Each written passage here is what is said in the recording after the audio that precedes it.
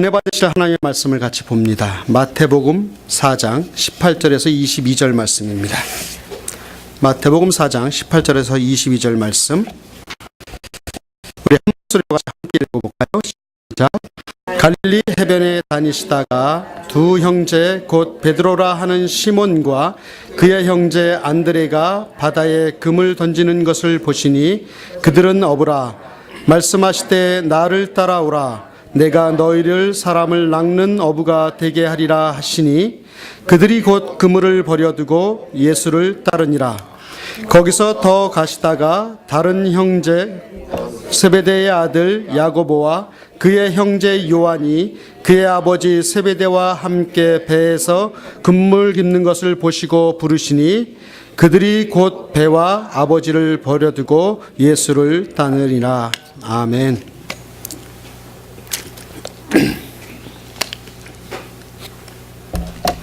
이제 새해가 시작됐습니다. 특별히 오늘 첫 주일 예배에 오신 여러분들을 주의 이름으로 환영하고요, 또 축복하고 정말 사랑합니다. 잘 오셨습니다. 우리 교회는 어제까지 특별 새벽 기도회를 마쳤습니다. 제가 지금까지 특별 새벽 기도를 여러 번 해봤지만 또 이번같이 악천후는 없었던 것 같아요. 날씨의 구름 때문에 여러 가지 어려움들도 있었지만 그 어려움을 뚫고 새벽에 함께 기도할 수 있었던 성도들이 있어서, 여러분들이 있어서 참 행복했습니다. 이제 새해를 그렇게 우리가 기도로 시작했으니까 이제 기도로 마무리되는 한 해가 되었으면 좋겠습니다. 말씀드렸듯이 올해의 우리 교회의 비전은 갈릴리 2014 사람을 낚는 어부되어라는 비전을 가지고 이제 출발합니다. 특별히 마태복음 4장 18절에서 22절 말씀이 올 한 해에 우리 공동체에 주시는 하나님의 비전의 말씀입니다. 꼭 기억하시고 여러분들 묵상해 보는 그런 시간을 가졌으면 좋겠습니다. 그래서 우리의 모든 사역들이 올 한 해는 주님의 제자로 훈련받는 데 초점을 맞출 것입니다. 갈릴리는 예수님의 사역에 있어서 많은 시간을 보냈던 것이고 사역 초기에 예수 그리스도의 제자들을 부르셨던 것이 바로 이 갈릴리입니다. 예수님께서 살아있었을 그 당시에 유대지방, 특히 이 예루살렘에는요, 유식하고 힘이 있는 사람들이 많이 모였던 곳이었습니다. 그러나 그럼에도 불구하고 예수님은 그 힘이 있는 곳, 유식한 사람들이 많이 있는 곳, 부유한 사람이 많이 있는 예루살렘으로 찾아가시지 않고 오히려 배운 것이 없는 변방에 있는 어부들을 제자로 삼기 위해 갈릴리 바닷가로 나가셨습니다. 베드로라는 시몬과 그의 동생 안드레가 그물을 던지고 있는 모습을 보시고 그 두 형제를 향해서 마태복음 4장 19절은 이렇게 말씀하십니다. 나를 따라오라.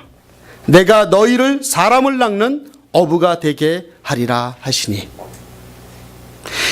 이 주님의 부르심을 들은 베드로와 안드레의 반응을 보십시오. 그물을 그 자리에 두고 예수님을 따라갔다라고 이야기하고 있습니다. 이렇게 하여 둘은 예수님의 제자가 되었습니다.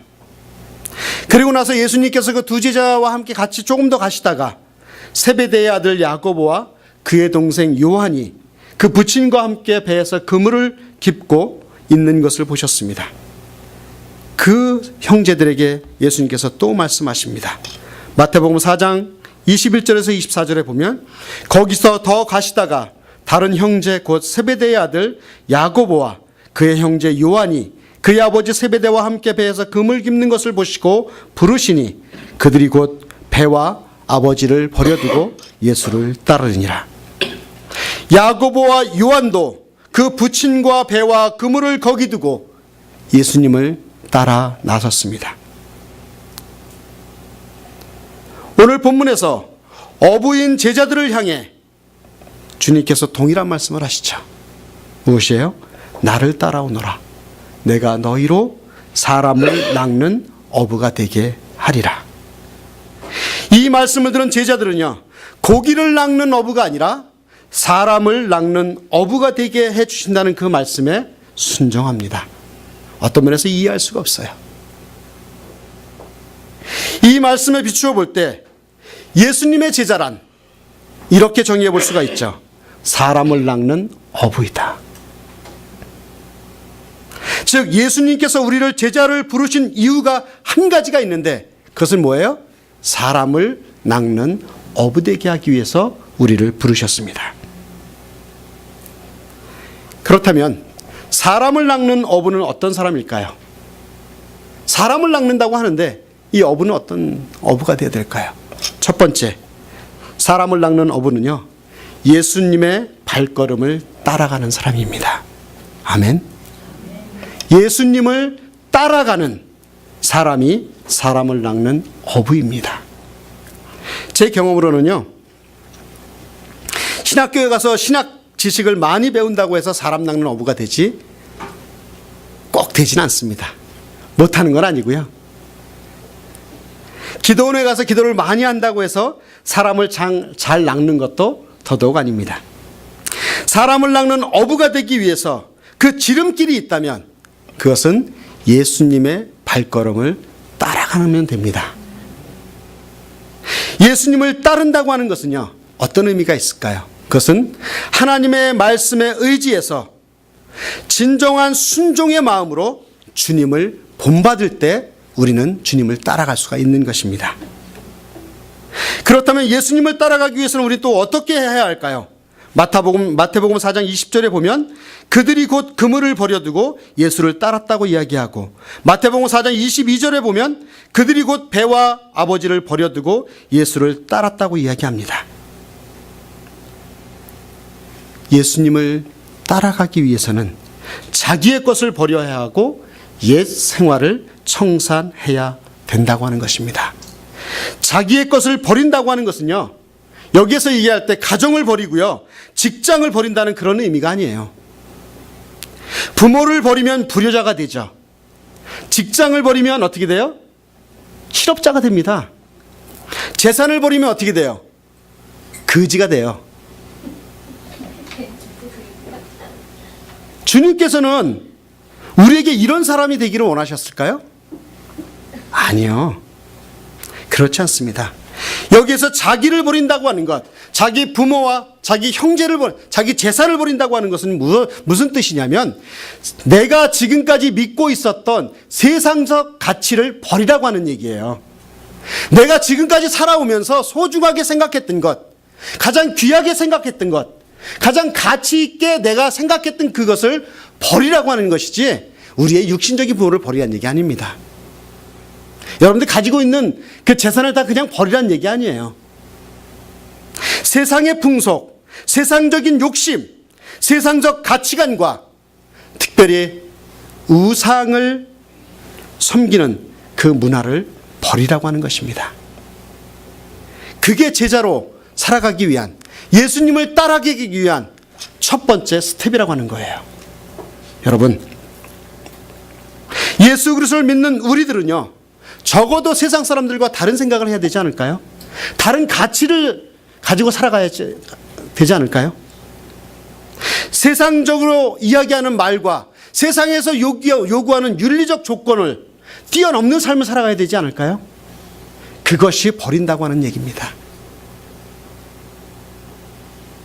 세상적인 말과 세상적인 윤리와 세상적인 가치를 가지고 여전히 내가 살아가고 있다면 결코 사람을 낚는 어부가 될 수 없다라고 하는 것입니다. 우리가 주님을 따라 나아갈 때 적어도 여러분들은 그런 것들을 좀 내려놓고 주님께서 원하시는 그 가치관을 가지고 살아가며 그분을 따라가기를 원합니다. 여러분, 순금이 왜 좋아요? 금 좋아하세요? 싫어하세요? 전 무지하게 좋아하는데. 금이 싫으세요? 더군다나 순금이 왜 좋습니까? 이물질이 섞이지 않았기 때문에 그렇잖아요. 이물질이 섞이지 않았기 때문에 그렇잖아요. 우리가 주님을 따른다고 하는 것도 그것입니다. 우리가 이왕 우리의 삶을 다해서 우리의 인생을 결정해 놓고 주님을 따르겠다라고 결심을 하셨다면 여러분 순도 100%의 삶을 위해서 살아가야 되지 않을까요? 자꾸만 우리 살아가면서 주님을 따른다고 하면서 우리는 자꾸만 이물질이 섞여요. 세상의 가치관이 섞입니다. 세상의 그 지저분한 죄들이 우리 삶 가운데 섞이기 시작해요.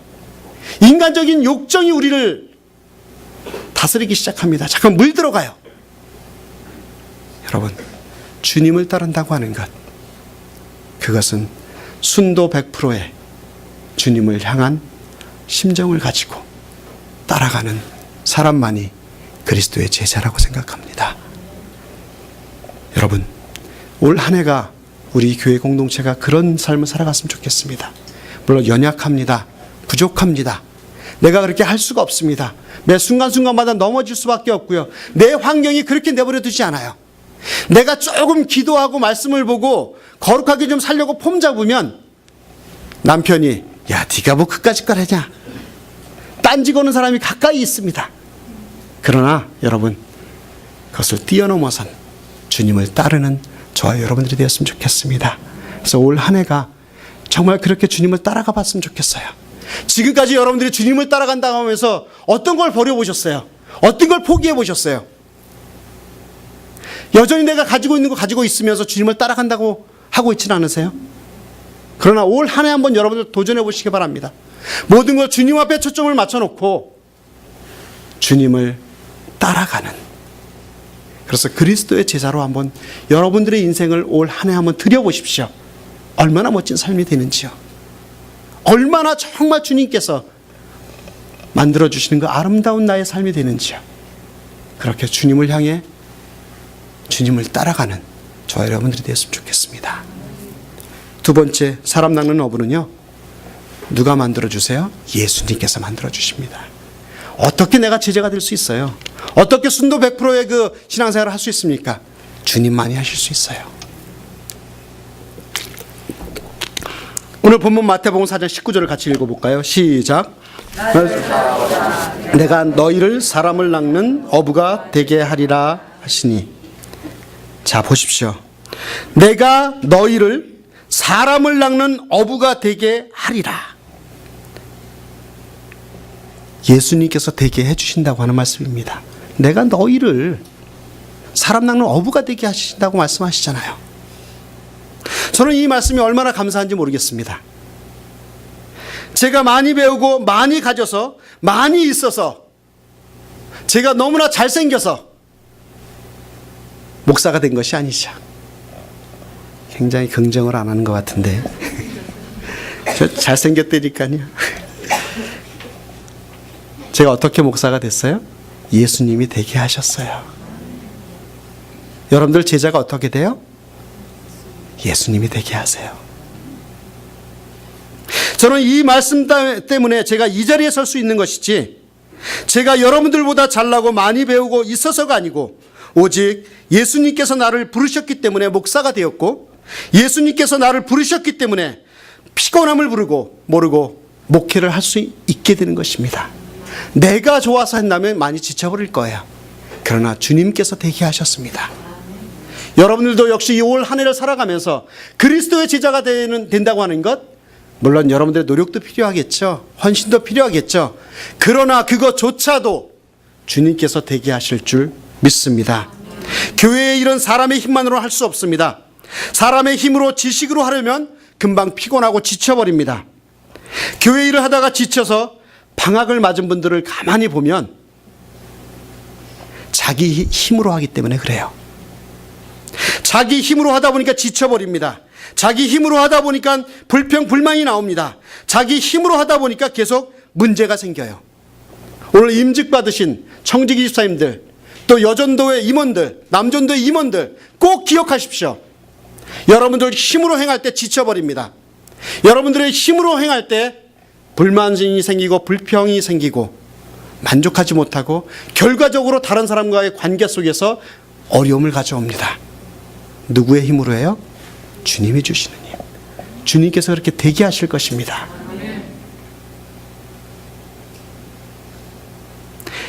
교회에서 봉사를 하다가 자꾸만 다른 사람들과의 관계가 어려워지면 이거 하나 점검하십시오. 내가 지금 나의 힘으로 하고 있는지 주님께서 대기하시고 계신지 꼭 기억하십시오. 꼭 점검해 보시기 바랍니다. 예수님께서 그분의 제자들에게 힘을 주셔서 제자답게 삶을 살아갈 수 있도록 힘을 주신 것 같이 저와 여러분들을 올 한 해 동안 주님께서 세워주실 줄 믿습니다.